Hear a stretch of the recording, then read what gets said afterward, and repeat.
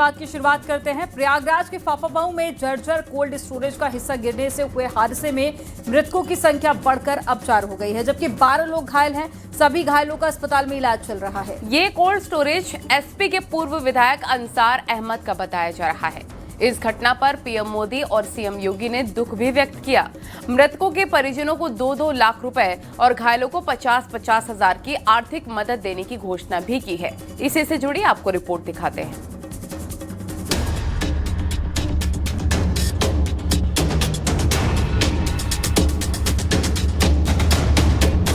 प्रयागराज के फाफामऊ में जर्जर कोल्ड स्टोरेज का हिस्सा गिरने से गंभीर हादसा हो गया।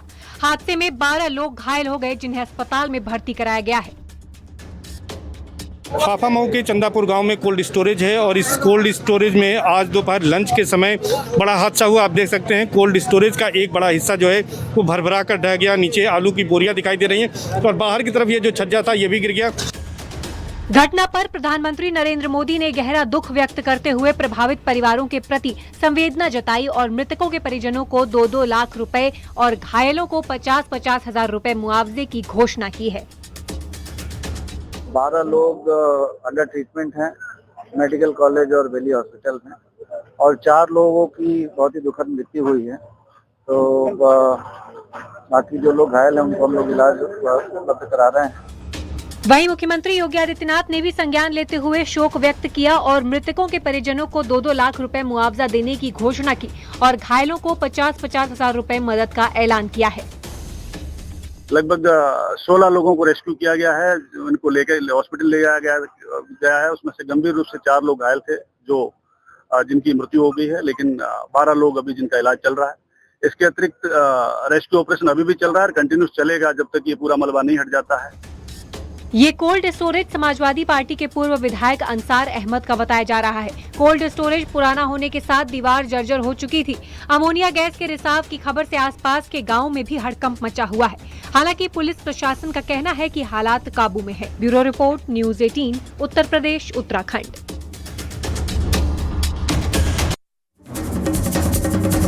और प्रयागराज के श्रृंगेरपुर धाम में निषाद पार्टी के राष्ट्रीय अध्यक्ष और यूपी सरकार में मंत्री संजय निषाद हाईवे पर धरने पर बैठ गए। श्रृंगेरपुर धाम किले के पास बनी मस्जिद को हटाने की मांग को लेकर कई समर्थकों के साथ वो सड़क पर बैठे। संजय निषाद की मांग है कि सरकार अवैध कब्जों को फौरन हटाए और पूरे क्षेत्र को संरक्षित किया जाए।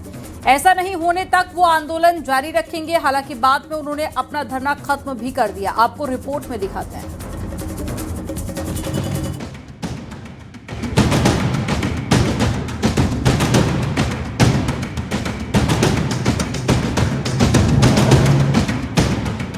प्रयागराज में कैबिनेट मंत्री संजय निषाद एक मस्जिद हटाने की मांग को लेकर धरने पर बैठ गए। उनका आरोप है कि मस्जिद अवैध रूप से श्रृंगेश्वरपुर धाम की जमीन पर बनाई गई है। उन्होंने दलील दी है कि करीब 15 साल पहले दूसरे समुदाय के लोगों ने अवैध कब्जा करके मस्जिद बना ली। 5 दिन पहले यहाँ के डीएम से बात हुई थी, एसपी से बात हुई थी कि इसको साफ सफाई कर दीजिए। यहाँ आते हैं लोग, सह सम्मान आए जाएं। ये भगवान राम के हाथ बाल सखा निषाद राज का किला, ये स्वर्ग भूमि है, ऐतिहासिक भूमि है। यहाँ पर्यटक स्थल घोषित है। भगवान 3 किलोमीटर का किला है। ठीक है, इसको पिछली विदेशी ताकतों ने इस किले को तोड़ के गड्ढे में डाल दिया, खुदाई हुई है। पिछली सरकारों ने तो लूट लिया किले के खजाने को। महाराजा गुहाराज निषाद का जन्मदिन भी था, इसलिए निषाद राज पार्क में पूजा करने संजय निषाद गए थे। वहां मस्जिद देखकर उन्होंने उसे हटाने की मांग करते हुए हाईवे पर धरने पर बैठ गए।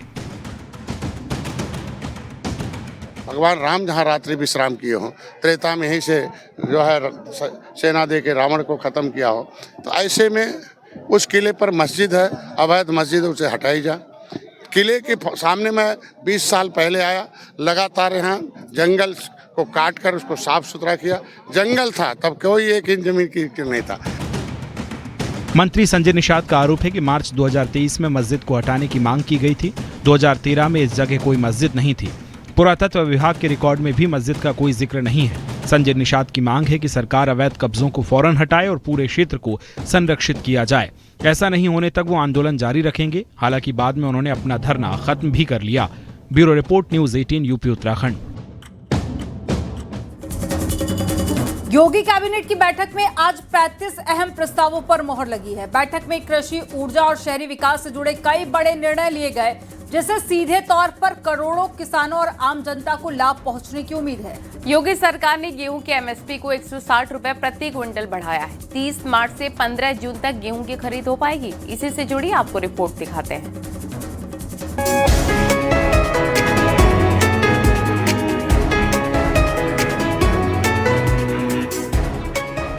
योगी कैबिनेट की अहम बैठक हुई, जिसमें 35 प्रस्तावों पर मोहर लगी है। बैठक में किसानों को राहत देने वाला बड़ा फैसला लिया गया है। गेहूं के न्यूनतम समर्थन मूल्य में 160 रुपए प्रति क्विंटल की बढ़ोतरी की गई है। खाद्य विभाग के अनुसार इस साल गेहूं के एमएसपी 2585 प्रति क्विंटल तय किया गया है। गेहूं का ये एमएसपी पिछले साल की तुलना में 160 रुपए ज्यादा है। यूपी में गेहूं खरीद की प्रक्रिया 30 मार्च 2026 से शुरू होगी। गेहूं खरीद की प्रक्रिया 15 जून 2026 तक चलेगी। इस दौरान सभी 75 जिलों में करीब 6500 क्रय केंद्र स्थापित किए जाएंगे, ताकि किसानों को अपनी उपज बेचने में कोई परेशानी न हो। सरकार ने खरीद के लिए कुल 8 एजेंसियों को जिम्मेदारी सौंपी है, जिनमें एफसीआई, यूपी मंडी परिषद, पीसीएफ, पीसीयू, यूपीएसएफ, नाफेड और एनडबलसीएफ शामिल है। आज ऐतिहासिक कड़े बड़े फैसले हुए, जनहित के फैसले हुए हैं, गरीब कल्याण के फैसले हुए हैं। जो रबी की फसल है उसका समर्थन मूल्य तय हुआ है, और जो विकास प्राधिकरण क्षेत्र में नक्शे पास कराने को लेकर समस्या रहती थी, उसका भी एक बड़ा फैसला आज कैबिनेट में हुआ है। सरकार का मानना है कि इस फैसले से किसानों को उनकी फसल का बेहतर दाम मिलेगा और उनकी आय में बढ़ोतरी होगी। उद्योग के संबंध में, बिजली के संबंध में और खेती के संबंध में, किसानों के संबंध में इस कैबिनेट में अच्छे निर्णय हुए हैं। किसानों को 160 रुपए प्रति क्विंटल गेहूं का रेट बढ़ाने का काम किया गया है, और किसानों की जो अतिवृष्टि से जो फसलों का नुकसान हुआ है, उस नुकसान की भरपाई सरकार के द्वारा की जाएगी, और 30 मार्च से ही गेहूं क्रय केंद्र चालू कर दिए जाएंगे। यूपी कैबिनेट की आज हुई मीटिंग में 35 प्रस्तावों को मंजूरी दी गई है। पच एआई के साथ 25,000 करोड़ का एमओयू साइन हुआ है। यूपी में एआई पार्क्स बड़े पैमाने पर data centre infrastructure, AI Commons और एक एआई यूनिवर्सिटी बनाएंगे। ऊर्जा क्षेत्र में आत्मनिर्भरता की ओर कदम बढ़ाते हुए कैबिनेट ने कानपुर में नए बिजली प्लांट को शुरू करने के प्रस्ताव को हरी झंडी दे दी है। इससे औद्योगिक नगरी कानपुर सहित आसपास के जिलों में बिजली की किल्लत दूर होगी। वहीं गोरखपुर को सोलर सिटी के रूप में विकसित करने की महत्वाकांक्षी योजना को भी मंजूरी मिली है। इसके तहत शहर में सौर ऊर्जा को बढ़ावा दिया जाएगा और सरकारी भवनों समेत प्रमुख स्थानों पर सोलर पैनल लगाए जाएंगे। कैबिनेट की बैठक है। उत्तर प्रदेश के अलग अलग विभागों के 35 प्रस्ताव इस कैबिनेट की बैठक में पास किए गए हैं, और यूपी के विकास से जुड़े जो ये अहम प्रस्ताव हैं, इससे कहीं न कहीं जहां एक तरफ गेहूं किसानों को राहत मिलेगी, वहीं इंडस्ट्री से जुड़े हुए और ऊर्जा विभाग से जुड़े हुए भी कई प्रस्ताव पास हुए हैं। कैमरामैन रवि के साथ संकेत मिश्रा, न्यूज 18 लखनऊ। अखिलेश यादव के यूपी में महिलाओं को सालाना 40,000 रुपए देने के बयान के बाद सियासी घमासान जारी है। बीजेपी ने अखिलेश पर बड़ा हमला बोला। दोनों डिप्टी सीएम ने पलटवार कर कहा है कि एसपी के राज में बहनें बेटी सुरक्षित नहीं थी, और ये आज महिला सम्मान की बात करते हैं। आपको इस रिपोर्ट में दिखाते हैं।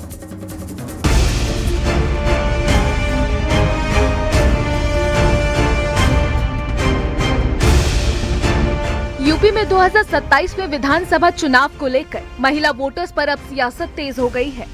एसपी अध्यक्ष अखिलेश यादव ने कल कहा था कि सपा की सरकार बनने पर समाजवादी पेंशन के अलावा गरीब महिलाओं को सालाना 40,000 रुपए की वित्तीय सहायता दी जाएगी। समाजवादी पेंशन भी शुरू करेंगे और विशेष नाम देकर के नारी समृद्धि सम्मान योजना को भी शुरू करने का काम हम लोग करेंगे, जिसमें कहा है कि 40,000 रुपया साल तक हम देने का काम करेंगे। 40,000 रुपया साल का। अखिलेश के इस बयान पर अब बीजेपी ने करारा पलटवार किया है। देखिए, श्री अखिलेश यादव जी फ्रस्ट्रेशन में हैं, मुंगेरी लाल के हसीन सपने देख रहे हैं। 2027 में उन्होंने सोचा था कि उनको सत्ता मिल जाएगी, लेकिन सत्ता की मलाई अभी 2047 तक उनके भाग में नहीं। समाजवादी पार्टी का हाल वही है कि 100 चूहे खा के बिल्ली हज को चली। ये बहू बेटी की इज्जत आबरू को क्या करते थे समाजवादी पार्टी के शासनकाल में, प्रदेश जनता अच्छी तरह जानती है। मुंबई से कलाकार बुला करके डांस देखते थे और राजाओं की तरह जीवन व्यतीत करते थे। पूरा सरकार ले जाके सफाई में धर देते थे। इनको क्या मतलब है बहू बेटी की इज्जत। यूपी में मंत्री और सुभाषपा के अध्यक्ष ओपी राजभर ने भी अखिलेश यादव पर तंज कसा है। ये अखिलेश यादव जी कह रहे हैं 40,000 रुपया देंगे महिलाओं को। न 9 मन गेहूँ हो ही न राधे गौने चाहिए। राजनीति के जानकार मानते हैं कि विधानसभा चुनावों में महिला वोट बैंक पर अखिलेश की नजर है। केवल महिलाओं को इस तरह की धनराशि देने का वादा करना समाजवादी पार्टी के लिए किसी तरह की बड़ी जीत का या समर्थन का संकेत या इंडिकेशन नहीं हो सकता। तो मुझे लगता है इसे केवल एक चुनावी वादा और नारा ही समझकर अन्य दल भी अपना काम करेंगे। 2027 चुनाव से पहले एसपी ने महिलाओं को लेकर चुनावी नैरेटिव सेट करने की कोशिश की है। अब देखना होगा कि ये वादा जमीनी स्तर पर कितना असर डालता है। 2027 चुनाव के लिए आधी आबादी यानी कि महिला वोट बैंक इस बार सियासत का सबसे बड़ा केंद्र बनने जा रही है, जिसको साधने के लिए हर दल इस बार प्रयास करने वाला है। कैमरा पर्सन अनिल के साथ युतिका दीक्षित, न्यूज़ 18 लखनऊ। धुरंधर 2 जहां बॉक्स ऑफिस पर कामयाबी के लगातार रिकॉर्ड तोड़ रही है, तो वहीं इस फिल्म पर सियासी बयानबाजी भी थमने का नाम नहीं ले रही। अब अखिलेश ने धुरंधर 2 मूवी को दूसरी पार्टी को बदनाम करने वाला बीजेपी का प्रोपेगेंडा बता दिया है, जिस पर बीजेपी ने भी पलटवार किया। देखिए।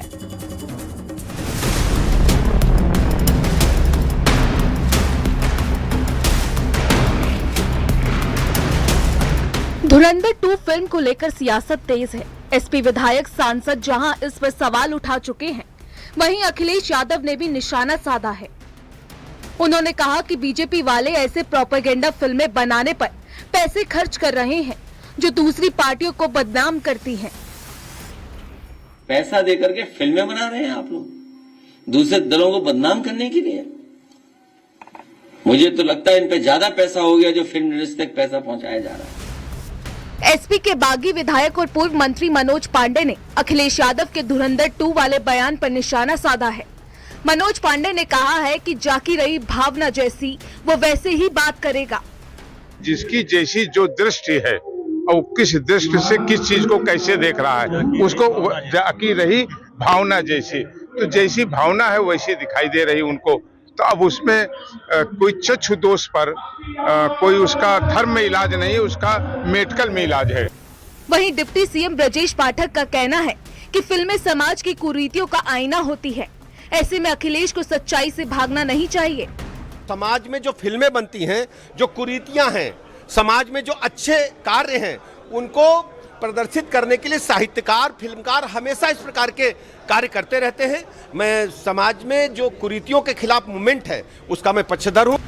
बीजेपी सांसद रवि किशन ने भी पलटवार कर कहा कि अखिलेश यादव क्या एक क्रिमिनल के बचाव में है, जिनके खिलाफ कई थानों में गंभीर धाराओं में केस दर्ज थे। ऑन रिकॉर्ड है भैया, मुकदमा हर थाने में दर्ज है। हत्या, मर्डर, फिरौती, डकैती, छिनैती, क्या क्या बताएं। ऑन रिकॉर्ड के सारे पॉइंटर्स को लेके डायरेक्टर ने फिल्म बनाई है। कैसी बात कर रहे हैं। अखिलेश यादव के बयान पर बीजेपी मुखर है। बीजेपी का कहना है कि अखिलेश ने अपने पुराने बयानों में कथित तौर पर संतों और माफिया की तुलना की थी। जो लोग मठधीशों और संतों का अपमान करते हैं, उन्हें माफियाओं के प्रति अपनी संवेदना और तुष्टीकरण की राजनीति को छोड़ देना चाहिए। Bureau report, news 18, UP Uttarakhand. America, Israel और ईरान के बीच चल रही जंग के बाद पश्चिम एशिया में आए संकट को लेकर पीएम मोदी ने आज संसद में सरकार का पक्ष रखा। लोकसभा में पीएम मोदी ने कहा कि भारत ने युद्ध के हालातों का विरोध किया है। हॉर्मुज स्ट्रेट में रुकावट अस्वीकार्य है। पीएम मोदी ने बताया कि तेल की चुनौती से निपटने के साथ ही लॉन्ग टर्म और शॉर्ट टर्म प्लान पर भी काम किया जा रहा है। आपको इस रिपोर्ट में दिखाते हैं।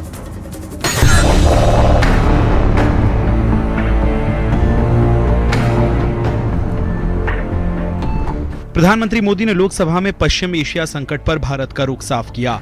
उन्होंने हमलों का विरोध करते हुए शांतिपूर्ण समाधान पर जोर दिया।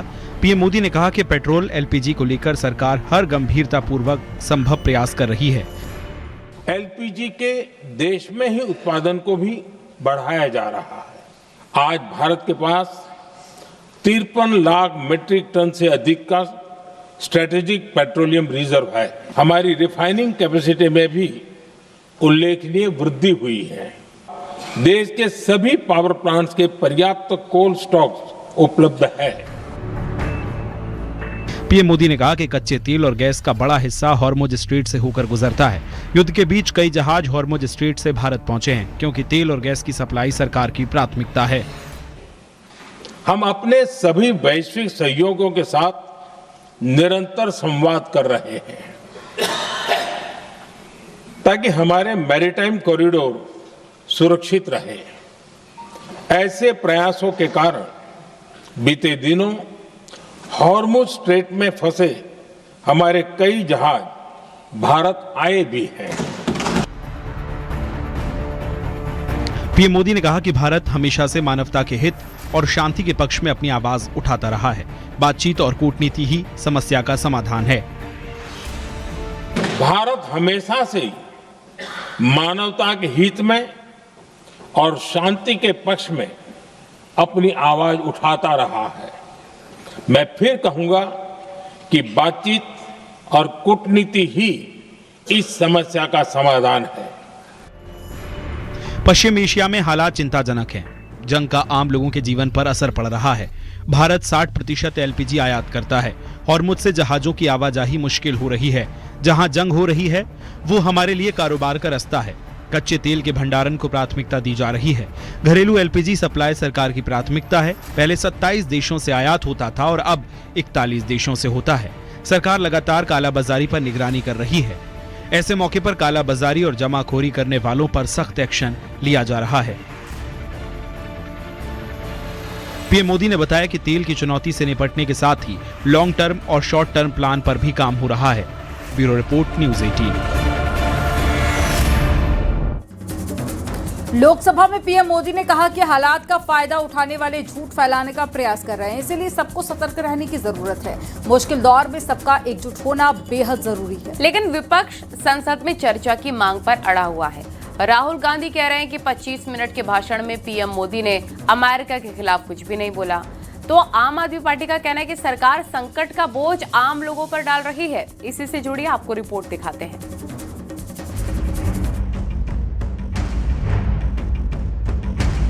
मिडिल ईस्ट में जारी महायुद्ध पर जहां प्रधानमंत्री नरेंद्र मोदी ने संसद से देशवासियों को भरोसा दिलाया कि देश में तेल गैस की कोई कमी नहीं है और दुनिया को फिर शांति का संदेश दिया, वहीं पीएम मोदी ने युद्ध के संकट के बीच विपक्ष की नेगेटिव पॉलिटिक्स पर भी प्रहार किया। हमें बहुत सावधान और सतर्क भी रहना है। हालात का फायदा उठाने वाले झूठ फैलाने का प्रयास करेंगे। ऐसे लोगों की कोशिशों को सफल नहीं होने देना है। लेकिन विपक्ष सियासी पिच से टस से मस होने को तैयार नहीं। कांग्रेस जहां इस मुद्दे पर चर्चा की मांग कर रही है, तो वहीं समाजवादी पार्टी ये नसीहत दे रही है कि प्रधानमंत्री मोदी को अमेरिका, इजरायल के साथ अपनी दोस्ती और ईरान के साथ भारत के पुराने रिश्तों का फायदा उठाना चाहिए। सियासी बयानबाजी में आम आदमी पार्टी भी पीछे नहीं है। सुना है मैंने 25 मिनट का भाषण किया। मैं आपको गारंटी कह रहा हूं, लिख के रख लो, पार्लियामेंट हाउस में डिबेट नहीं कर सकते। उन्होंने ये कहा और देश को अवगत किया है कि परिस्थितियां क्या हैं। कुछ ज़्यादा नई बात नहीं कही है, लेकिन हमने जो नोटिस दिया है डिस्कशन के लिए, वो डिस्कशन होना चाहिए। तो प्रधानमंत्री को चाहिए, प्रधानमंत्री के मित्र नेतन्याहू, प्रधानमंत्री के मित्र ट्रंप हैं और ईरान से हमारे पुराने मित्रता के संबंध हैं। उन संबंधों का लाभ उठाकर प्रधानमंत्री जी को इस युद्ध को बंद कराने का प्रयास करना चाहिए। असली चीज ये है, आपने जबरदस्ती भारत को संकट में डाला। हमने कहा कि आप बातचीत कीजिए ईरान के राष्ट्रपति से, और जैसे चीन ने, रूस ने अपने देश में तेल को लाने का, गैस को लाने का इंतजाम किया, उनके जहाज नहीं रुके, आपके भी नहीं रुकते। जवाब बीजेपी की तरफ से भी आया। बीजेपी सांसद राजीव प्रताप रूडी के मुताबिक संसद के जरिए प्रधानमंत्री मोदी ने अब पूरी दुनिया को बता दिया है कि भारत हर समस्या और हर चुनौती का सामना करने के लिए तैयार है। भारत तैयार है। देश के प्रधानमंत्री ने पूरे दुनिया को बता दिया कि हम इस युद्ध की समाप्ति चाहते हैं और साथ साथ हम पूरी तैयारी के साथ देशवासियों के साथ खड़े हैं। देश अब मोटे तौर से उतना ज्यादा आश्रित नहीं है बाहर के स्रोतों से और अपनी कामयाबी बताई। और मैं समझता हूं कि एक स्टेट्समैन के रूप में लोकसभा के सत्र चल रहा है, उस समय आके अपना बयान देना, प्रधानमंत्री के एक बड़ा दृश्य भारत के सामने रखना एक बहुत ही औचित्यपूर्ण निर्णय था। सियासत का ये हाल तब है जब एक तरफ प्रधानमंत्री मोदी ने युद्ध के चलते खड़ी हुई इस मुश्किल घड़ी में एकजुट होने का आह्वान किया है, तो दूसरी तरफ दुनिया के बड़े बड़े देश शांति के लिए भारत की तरफ देख रहे हैं। फिनलैंड के राष्ट्रपति के बाद अब पोलैंड की तरफ से भी कहा गया है कि जंग रोकने में भारत विशेष भूमिका निभाए। Bureau report, news 18।